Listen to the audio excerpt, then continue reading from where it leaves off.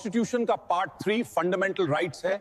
यह हमारी Magna carta है जो सिटीजन्स को स्टेट के खिलाफ प्रोटेक्शन देती है। हमने fundamental rights American bill of rights से इंस्पायर होकर लिए हैं। ये राइट्स इंडिविजुअल फ्रीडम की गारंटी हैं। ओरिजिनली 7 फंडामेंटल राइट्स थे। 44th अमेंडमेंट 1978 में राइट टू प्रॉपर्टी हटाकर इसे आर्टिकल 300A में लीगल राइट बना दिया गया। अब 6 राइट्स हैं। आज 6 फंडामेंटल राइट्स हैं। Right to equality, right to freedom, right against exploitation, right to freedom of religion, cultural and educational rights और right to constitutional remedies. Fundamental rights absolute नहीं हैं। स्टेट रीजनेबल रिस्ट्रिक्शंस लगा सकता है, जैसे public order, morality, security of state के लिए। Article 13 कहता है कि अगर कोई लॉ फंडामेंटल राइट्स का वायलेशन करता है तो वो लॉ वॉइड है। सुप्रीम कोर्ट उसे स्ट्राइक डाउन कर सकता है। अब सवाल है कि फंडामेंटल राइट्स किसके खिलाफ हैं? आर्टिकल 12 बताता है कि स्टेट का डेफिनेशन क्या है जिसके खिलाफ ये राइट्स इन्फोर्स होते हैं।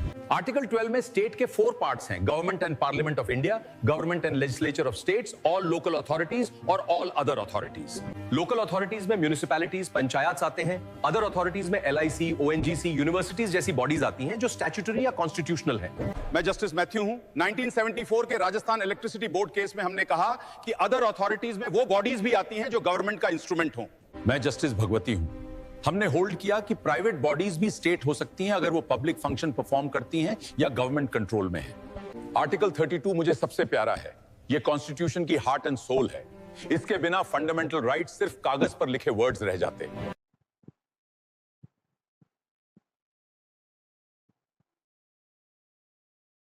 फंडामेंटल राइट्स का गार्डियन है। यह साफ कहता है कि कोई भी लॉ जो राइट्स का वायलेशन करे वो वॉइड होगा। आर्टिकल 13 के 2 पार्ट्स हैं। 13(1) कॉन्स्टिट्यूशन से पहले बने लॉज के बारे में है। 13(2) बाद में बनने वाले लॉज के लिए।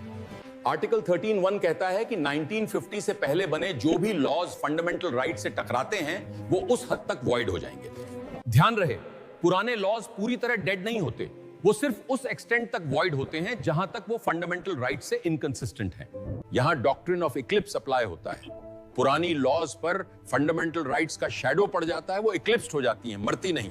मैं चीफ जस्टिस SR दास हूं। भीकाजी नारायण केस में हमने कहा कि अगर कॉन्स्टिट्यूशन अमेंड हो जाए तो इक्लिप्स्ड लॉ फिर से जिंदा होगी। जैसे ही अमेंडमेंट से फंडामेंटल राइट्स का कॉन्फ्लिक्ट हटता है, पुरानी लॉ से इक्लिप्स हट जाता है और वो लॉ फिर से एक्टिव हो जाती है।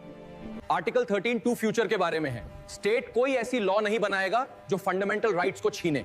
ऐसी लॉ वॉइड एब इनिशियो होगी। मैं जस्टिस हिदायतुल्लाह हूं। हमने होल्ड किया कि पोस्ट कॉन्स्टिट्यूशन लॉ जो FRs वायलेट करें वो वॉइड एब इनिशियो है, यानी शुरू से ही डेड है। डॉक्ट्रिन ऑफ इक्लिप्स सिर्फ प्री कॉन्स्टिट्यूशन लॉज पर अप्लाई होता है, पोस्ट कॉन्स्टिट्यूशन लॉज पर नहीं। वो वॉइड एब इनिशियो होती हैं, इक्लिप्स नहीं होती। आर्टिकल 13(3) लॉ की वाइड डेफिनेशन देता है। इसमें ordinance, order, bye law, rule, regulation, notification, custom सब शामिल हैं, सिर्फ एक्ट्स नहीं। मैं चीफ जस्टिस कानिया हूं। शांकरी प्रसाद केस 1951 में हमने कहा कि कॉन्स्टिट्यूशनल अमेंडमेंट लॉ नहीं है, इसलिए चैलेंज नहीं हो सकता। मैं चीफ जस्टिस सीकरी हूं। केसावनंदा केस में मेजॉरिटी ने होल्ड किया कि अमेंडमेंट भी चैलेंज हो सकता है अगर वो बेसिक स्ट्रक्चर तोड़े। इक्वालिटी हमारे संविधान की नींव है। आर्टिकल 14 से 18 तक ये सुनिश्चित करते हैं कि कानून की नजर में सब बराबर हैं। आर्टिकल 14 का इक्वालिटी बिफोर लॉ मेरे रूल ऑफ लॉ सिद्धांत से लिया गया है। कानून से ऊपर कोई नहीं है। आर्टिकल 14 का दूसरा हिस्सा इक्वल प्रोटेक्शन ऑफ लॉज हमने अमेरिकन कॉन्स्टिट्यूशन से लिया। इसका मतलब है like should be treated alike. Equality before law एक नेगेटिव कॉन्सेप्ट है जो विशेषाधिकार रोकता है, जबकि इक्वल प्रोटेक्शन पॉजिटिव कॉन्सेप्ट है जो समान परिस्थितियों में समान व्यवहार देता है। आर्टिकल 15 स्टेट को रोकता है कि वो किसी नागरिक के साथ रिलीजन, रेस, कास्ट, सेक्स या प्लेस ऑफ बर्थ के आधार पर भेदभाव न करे। लेकिन आर्टिकल 15 में एक्सेप्शंस हैं। स्टेट महिलाओं, बच्चों और पिछड़े वर्गों यानी SCs, STs और OBCs के लिए विशेष प्रावधान बना सकता है। 2019 में हमने आर्टिकल 15 सेक्शन 6 और 16 सेक्शन 6 जोड़ा, जिससे इकोनॉमिकली वीकर सेक्शंस को 10% रिजर्वेशन मिला। आर्टिकल 16 पब्लिक एम्प्लॉयमेंट यानी सरकारी नौकरियों में अवसर की समानता देता है। धर्म या जाति के आधार पर किसी को नौकरी से रोका नहीं जाएगा। 1980 में मेरी रिपोर्ट ने OBCs के लिए 27% रिजर्वेशन की सिफारिश की, जिसे बाद में VP सिंह सरकार ने लागू किया। 1992 के इंदिरा सोहनी केस में हमने रिजर्वेशन पर 50% की लिमिट लगाई और क्रीमी लेयर को बाहर रखा। आर्टिकल 17 ने अस्पृश्यता यानी अनटचेबिलिटी को जड़ से मिटा दिया। ये किसी भी रूप में इसका आचरण करना कानूनन अपराध मानता है। संविधान में अनटचेबिलिटी को डिफाइन नहीं किया गया है, लेकिन सिविल राइट्स प्रोटेक्शन एक्ट 1955 इसके लिए सख्त सजा का प्रावधान करता है। आर्टिकल 18 ने राय बहादुर और महाराजा जैसे वंशानुगत उपाधियों का अंत किया। अब स्टेट सिर्फ मिलिट्री या एकेडमिक डिस्टिंक्शन ही दे सकता है। मैं चीफ जस्टिस अहमदी हूं। 1996 में हमने कहा कि भारत रत्न और पद्मा अवार्ड्स टाइटल्स नहीं हैं, लेकिन इनका इस्तेमाल नाम के साथ नहीं होगा। समानता के बिना स्वतंत्रता अधूरी है। ये राइट सिर्फ कागजी नहीं, बल्कि भारतीय समाज में सदियों से चले आ रहे भेदभाव को मिटाने का हथियार है। 19 हमारे कॉन्स्टिट्यूशन की बैकबोन है। ये सिटीजंस को 6 डेमोक्रेटिक फ्रीडम्स देता है जो एक फ्री सोसाइटी के लिए जरूरी हैं। पहली फ्रीडम है स्पीच एंड एक्सप्रेशन। इसमें बोलने, लिखने, पेंटिंग और यहां तक कि साइलेंस यानी चुप रहने का अधिकार भी शामिल है। मैं जस्टिस पतंजलि शास्त्री हूं। 1950 के रोमेश थप्पर केस में हमने कहा कि फ्रीडम ऑफ प्रेस अलग से नहीं, बल्कि स्पीच फ्रीडम का ही हिस्सा है। मैं नवीन जिंदल हूं। सुप्रीम कोर्ट ने माना कि नेशनल फ्लैग फहराना मेरा फंडामेंटल राइट है, ये फ्रीडम ऑफ एक्सप्रेशन का सिंबल है। लेकिन ये फ्रीडम एब्सोल्यूट नहीं है। Sovereignty, security, public order, decency और डेफेमेशन जैसे आधारों पर रीजनेबल रिस्ट्रिक्शंस लगाई जा सकती हैं। दूसरी फ्रीडम है असेंबली। हम पीसफुली और विदाउट आर्म्स इकट्ठा हो सकते हैं, लेकिन स्ट्राइक यानी हड़ताल करना फंडामेंटल राइट नहीं है। तीसरी फ्रीडम है एसोसिएशन। हम यूनियंस और कोऑपरेटिव सोसाइटीज बना सकते हैं। 2011 के 97th अमेंडमेंट ने कोऑपरेटिव्स को फंडामेंटल राइट बनाया। चौथी फ्रीडम है मूवमेंट। मैं इंडिया के किसी भी हिस्से में फ्रीली घूम सकता हूं। ये नेशनल फीलिंग और यूनिटी को बढ़ावा देता है। मूवमेंट पर रोक लग सकती है। जनरल पब्लिक के इंटरेस्ट में या स्केड्यूल्ड ट्राइब्स के कल्चर को प्रोटेक्ट करने के लिए रिस्ट्रिक्शंस जायज हैं। पांचवी फ्रीडम है रेजिडेंस। मैं इंडिया के किसी भी पार्ट में सेटल हो सकता हूं। ये इंटरनल बैरियर्स को हटाकर देश को एक करता है। ओरिजिनल कॉन्स्टिट्यूशन में 7 फ्रीडम्स थी, लेकिन 1978 में 44th अमेंडमेंट ने राइट टू प्रॉपर्टी यानी आर्टिकल 19 सेक्शन 1F को हटा दिया। छठी फ्रीडम है प्रोफेशन।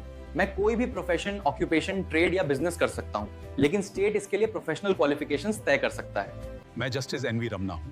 2020 में हमने कहा कि इंटरनेट का एक्सेस भी आर्टिकल 19 के तहत फ्रीडम ऑफ स्पीच और प्रोफेशन का हिस्सा है। सेक्शन 144 के तहत मैजिस्ट्रेट डेंजर या न्यूसेंस रोकने के लिए असेंबली पर रोक लगा सकता है।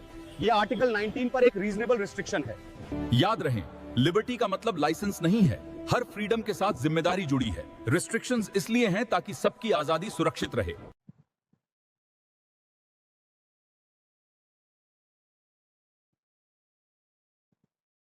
राइट अगेंस्ट एक्सप्लॉयटेशन समाज के सबसे कमजोर वर्गों को सुरक्षा देता है। आर्टिकल 23 और 24 इंसान को इंसान द्वारा गुलाम बनाने से रोकते हैं। आर्टिकल 23 ह्यूमन ट्रैफिकिंग और बेगार यानी फोर्स्ड लेबर को रोकता है। इंसान को सामान की तरह खरीदना और बेचना अब कानूनन जुर्म है। ह्यूमन ट्रैफिकिंग का मतलब है मेन, विमेन और चिल्ड्रन को बेचना, जैसे देवादासी सिस्टम या स्लेवरी। पार्लियामेंट ने इसे रोकने के लिए 1956 में एक्ट बनाया। बेगार का मतलब है बिना पैसे के काम कराना। आर्टिकल 23 बॉन्डेड लेबर को भी रोकता है।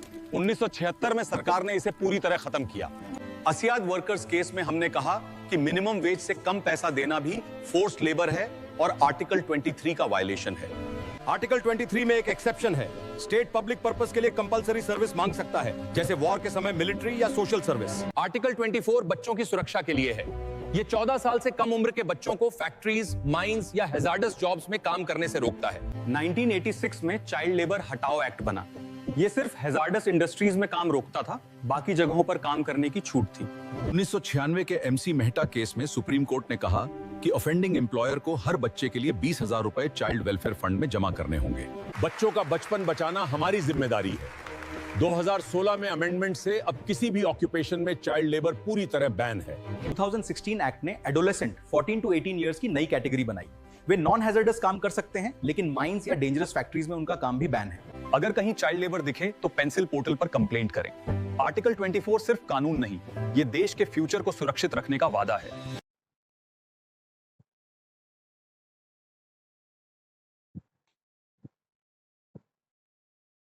भारत एक सेक्युलर स्टेट है। आर्टिकल 25 हर व्यक्ति को कॉन्शियंस की आजादी और रिलीजन को प्रोफेस, प्रैक्टिस और प्रोपगेट करने का अधिकार देता है। मेरे धर्म में किरपान रखना जरूरी है।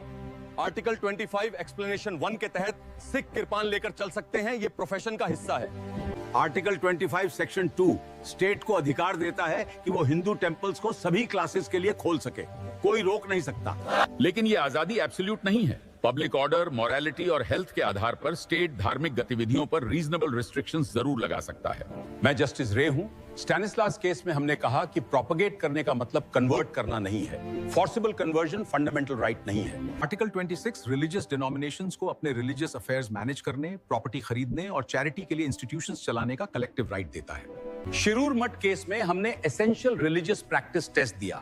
कोर्ट तय करेगा कि कौन सी रस्में धर्म का अनिवार्य हिस्सा। आर्टिकल 27 कहता है कि मुझे किसी खास धर्म को प्रमोट करने के लिए टैक्स देने पर मजबूर नहीं किया जा सकता है। लेकिन ध्यान रहे, टैक्स और फी में फर्क है। सरकार तीर्थयात्रियों को सुविधाएं देने के लिए फी ले सकती है, लेकिन टैक्स नहीं। आर्टिकल 28 के मुताबिक पूरी तरह गवर्नमेंट फंड से चलने वाले स्कूल्स में कोई रिलीजियस इंस्ट्रक्शन नहीं दी जा सकती। शिक्षा सेक्युलर होनी चाहिए। एडेड इंस्टीट्यूशंस में रिलीजियस इंस्ट्रक्शन दी जा सकती है, लेकिन किसी भी स्टूडेंट को उसमें भाग लेने के लिए मजबूर नहीं किया जाएगा। 1976 में 42nd अमेंडमेंट से हमने प्रियम्बल में सेक्युलर शब्द जोड़ा ताकि ये स्पष्ट हो कि भारत सेक्युलर है। बोमाई केस में हमने कहा कि सेक्युलरिज्म संविधान का बेसिक स्ट्रक्चर है, इसे संसद भी हटा नहीं सकती।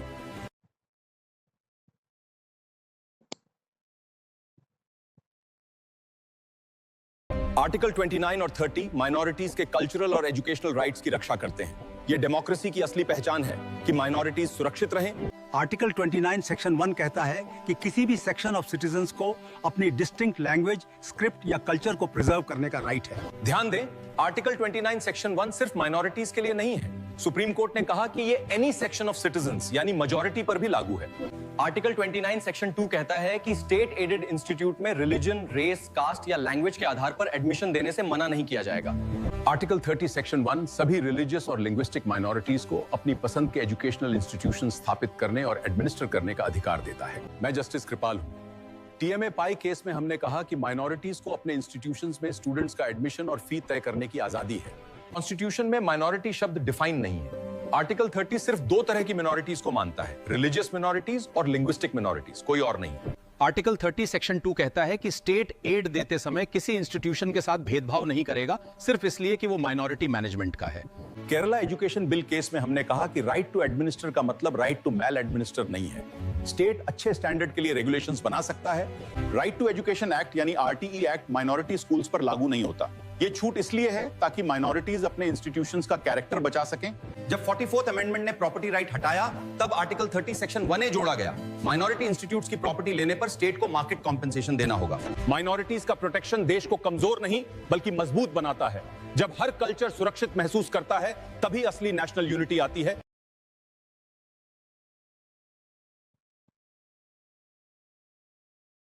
रिट्स अंग्रेजों के कानून से ली गई प्रेरोगेटिव रिट्स हैं। भारत में सुप्रीम कोर्ट आर्टिकल 32 और हाई कोर्ट्स आर्टिकल 226 इन्हें जारी कर सकते हैं। हबेयस कॉर्पस सबसे पावरफुल रिट है। यह प्राइवेट इंडिविजुअल और स्टेट दोनों के खिलाफ जारी हो सकती है अगर किसी को बिना कानूनी कारण के कैद किया हो। मैं रुदुल शाह हूं। सजा पूरी होने के बाद भी मुझे 14 साल जेल में रखा गया। हबेयस कॉर्पस से न सिर्फ रिहाई मिली बल्कि कॉम्पेंसेशन भी मिला। मैंडेमस सिर्फ पब्लिक ऑफिशियल्स के खिलाफ जारी होती है। अगर कोई ऑफिसर, गवर्नमेंट या लोअर कोर्ट अपना काम करने से मना करे तो कोर्ट उन्हें कमांड करता है। याद रहे, मैंडेमस भारत के प्रेसिडेंट या स्टेट गवर्नर के खिलाफ जारी नहीं की जा सकती। प्राइवेट कॉन्ट्रैक्ट्स को लागू करवाने के लिए भी इसका यूज नहीं होता। प्रोहिबिशन को स्टे ऑर्डर जैसा समझें। यह सिर्फ जुडिशियल और क्वाजी जुडिशियल बॉडीज के खिलाफ जारी होती है ताकि उन्हें अपने जुरिस्डिक्शन से बाहर जाने से रोका जा सके। प्रोहिबिशन और सर्टियोरारी में फर्क है। प्रोहिबिशन कार्रवाई के दौरान रोकता है बात, जबकि सर्टियोरारी फैसला आने के बाद उसे रद्द करता है। 1991 में सुप्रीम कोर्ट ने कहा कि सर्टियोरारी अब सिर्फ कोर्ट्स तक सीमित नहीं है, बल्कि एडमिनिस्ट्रेटिव अथॉरिटीज के खिलाफ भी जारी हो सकती है अगर फैसला गलत हो। क्वो वरांटो का मतलब है किस हक से। ये रिट तब जारी होती है जब कोई व्यक्ति पब्लिक ऑफिस पर गैर कानूनी कब्जा जमा ले, जैसे बिना क्वालिफिकेशन के। क्वो वरांटो की खासियत है कि इसे सिर्फ पीड़ित व्यक्ति या एग्रीव्ड पर्सन नहीं, बल्कि कोई भी इंटरेस्टेड पर्सन या आम नागरिक फाइल कर सकता है। आर्टिकल 226 के तहत हाईकोर्ट की रिट पावर ज्यादा ब्रॉड है। हम लीगल राइट्स के लिए भी रिट दे सकते हैं और हम रिट देने से मना भी कर सकते हैं। ये 5 रिट्स लोकतंत्र के सुरक्षा कवच हैं। ये सुनिश्चित करते हैं कि सरकार कानून के हिसाब से चले, न कि अपनी मर्जी से।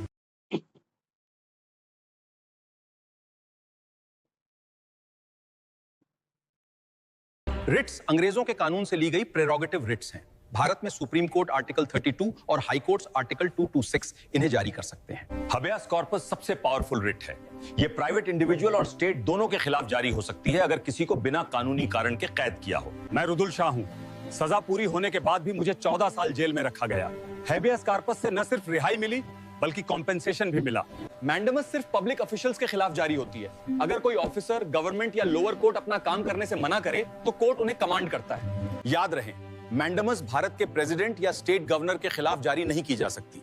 प्राइवेट कॉन्ट्रैक्ट्स को लागू करवाने के लिए भी इसका यूज नहीं होता। प्रोहिबिशन को स्टे ऑर्डर जैसा समझें। ये सिर्फ जुडिशियल और क्वाजी जुडिशियल बॉडीज के खिलाफ जारी होती है ताकि उन्हें अपने जुरिस्डिक्शन से बाहर जाने से रोका जा सके। प्रोहिबिशन और सर्टियोरारी में फर्क है। प्रोहिबिशन कार्रवाई के दौरान रोकता है बात, जबकि सर्टियोरारी फैसला आने के बाद उसे रद्द करता है। 1991 में सुप्रीम कोर्ट ने कहा कि सर्टियोरारी अब सिर्फ कोर्ट्स तक सीमित नहीं है, बल्कि एडमिनिस्ट्रेटिव अथॉरिटीज के खिलाफ भी जारी हो सकती है अगर फैसला गलत हो। क्वो वरांटो का मतलब है किस हक से। ये रिट तब जारी होती है जब कोई व्यक्ति पब्लिक ऑफिस पर गैर कानूनी कब्जा जमा ले, जैसे बिना क्वालिफिकेशन के। क्वो वरांटो की खासियत है कि इसे सिर्फ पीड़ित व्यक्ति या एग्रीव्ड पर्सन नहीं, बल्कि कोई भी इंटरेस्टेड पर्सन या आम नागरिक फाइल कर सकता है। आर्टिकल 226 के तहत हाईकोर्ट की रिट पावर ज्यादा ब्रॉड है। हम लीगल राइट्स के लिए भी रिट दे सकते हैं और हम रिट देने से मना भी कर सकते हैं। ये 5 रिट्स लोकतंत्र के सुरक्षा कवच हैं। ये सुनिश्चित करते हैं कि सरकार कानून के हिसाब से चले, न कि अपनी मर्जी से। देश के नागरिक हैं, क्या हमें अपनी बात सोशल मीडिया पर कहने या अपनी यूनियन बनाने का कोई अधिकार नहीं है? बिल्कुल नहीं। आर्टिकल 33 के तहत संसद ने फौज में अनुशासन बनाए रखने के लिए तुम्हारे मौलिक अधिकारों को सीमित कर दिया है। साहब, मैं तो बंदूक नहीं चलाता, मैं तो सिर्फ खाना बनाता हूँ। क्या हम रसोइयों और नाइयों पर भी ये सख्त कानून लागू होगा? वर्दी का मतलब वर्दी है, चाहे तुम रसोइये हो या मैकेनिक।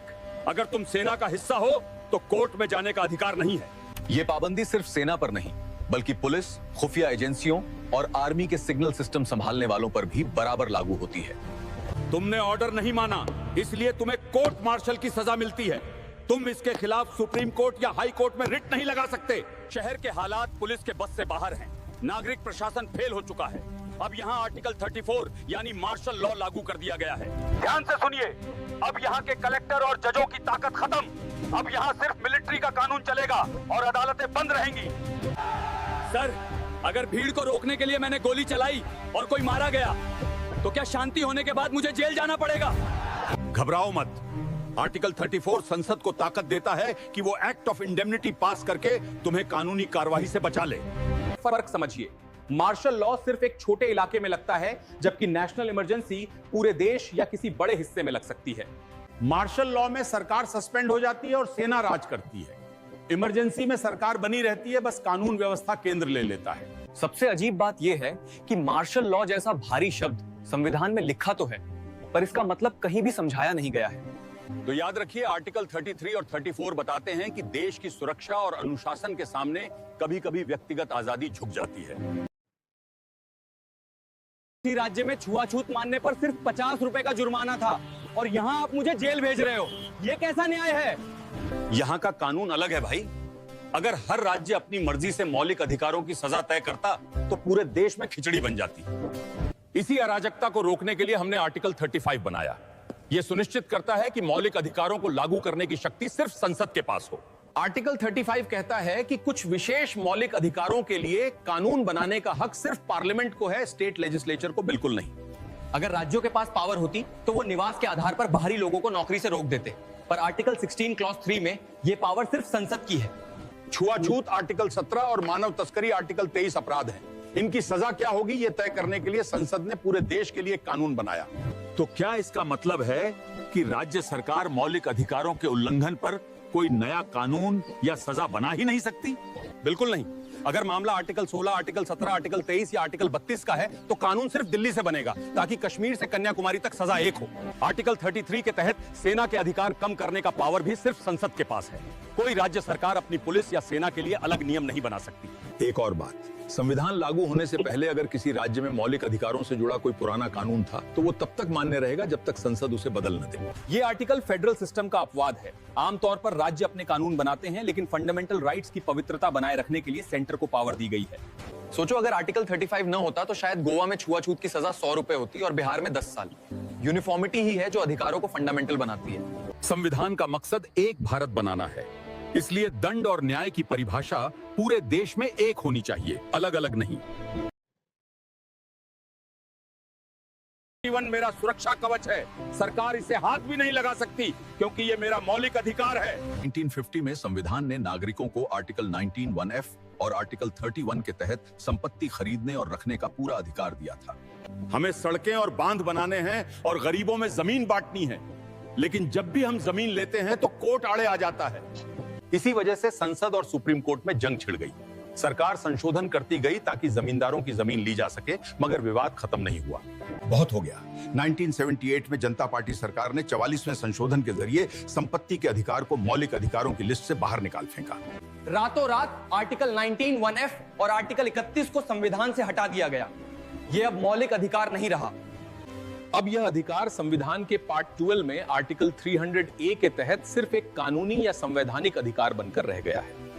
इसका सबसे बड़ा नुकसान यह है कि अब जमीन छीनने पर मैं सीधे सुप्रीम कोर्ट जाकर आर्टिकल 32 के तहत रिट नहीं लगा सकता। लेकिन चिंता मत करो, ये अभी भी एक संवैधानिक अधिकार है, इसलिए तुम हाई कोर्ट जा सकते हो आर्टिकल 226 के तहत। और सुनिए, अब सरकार आपको मुआवजा देने के लिए बाध्य नहीं है, सिवाय 2 मामलों के जहां हर्जाना देना जरूरी है। पहला अपवाद, अगर सरकार किसी माइनॉरिटी एजुकेशनल इंस्टीट्यूट की जमीन लेती है तो उसे आर्टिकल 30 के तहत पूरा मार्केट रेट देना ही होगा। दूसरा अपवाद, अगर सरकार मेरी खेती की जमीन लेती है और वो सीलिंग लिमिट के अंदर है तो भी मुझे पूरा मुआवजा मिलेगा। याद रखिए, संपत्ति का अधिकार अब बेसिक स्ट्रक्चर का हिस्सा नहीं है। संसद इसे साधारण कानून बनाकर भी बदल सकती है। निष्कर्ष यह है कि सरकार